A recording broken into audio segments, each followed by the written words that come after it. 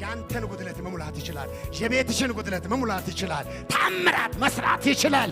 እስኪ እግዚአብሔር አይታማም፣ አይጠረጠርም፣ ሁሉን የሚችል ነው። ምስጋና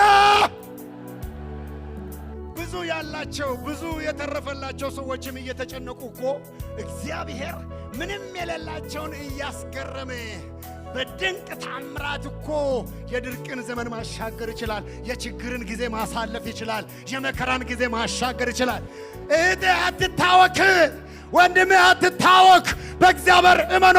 እስቲ ስለ ሁሉም ነገር ችሎታ አለው የምትለው ምስጋና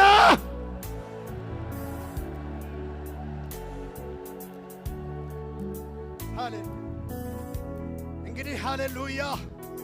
እግዚአብሔርን በዚህ መልኩ እግዚአብሔርነቱና በችሎታው ካመንን ይሰራል።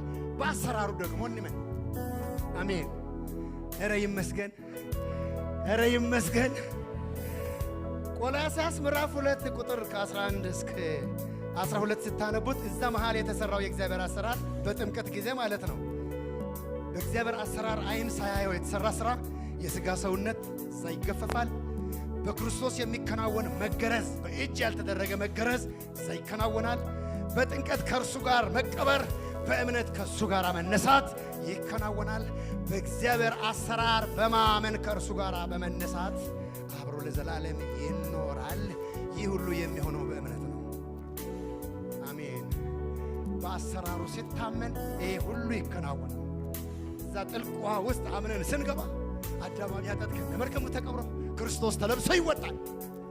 አረ በእጅ እኮ ባልተደረገ ብቻ በእምነት አምኖ ሲጠመቁ በስሙ ክርስቶስ ተለብሶ ይወጣል። ይሄ ሁሉ ሥርዓት ይከናወናል በእምነት በአሰራሩ በማመን። አረ ይመስገን። ባካችሁ እምነት እኮ እጅግ የሚገርም ነገር ነው እኮ። ስለ እምነት ትንሽ ልናገር። እዛ ማቴዎስ ወንጌል ምዕራፍ 9 ከቁጥር 18 እስከ 30 እናንተ ስታነቡት ያ መቶ አለቃ መጥቶ ልጄ አሁን ሞተች፣ መጥተህ እጅን ብጭንባት በሕይወት ትኖራለች እያለ ሰገደለት። ከዛ ተከትሎት ሄደ። ሲሄድ እግረ መንገድ 12 ዓመት ሙሉ ደም የሚፈሳት ሴት፣ እሷም የልብሱን ዘርፍ ይዛ የደሟ ምንጭ አለ ጸጥ አለ፣ ደረቀ። ከዛ እልፍ ሲል 2 አይነ ስውሮች መጡ፣ ፈውሰናሉ። ይሄን ማድረግ እንደምችል ታምናላችሁ ነው ያላቸው። አዎን አሉ። እንደ እምነታችሁ ይሁን ብሎ አይኖቻቸውን ሲዳስስ አይኖቻቸው ተከፈተ። ባያምኑ ኖሮ አይሰራም። ታምናላችሁ? አዎ። እንደ እምነታችሁ ይሁን ብሎ ሲነካካው ለካ አምነዋልና ክፍታል። ሃሌሉያ።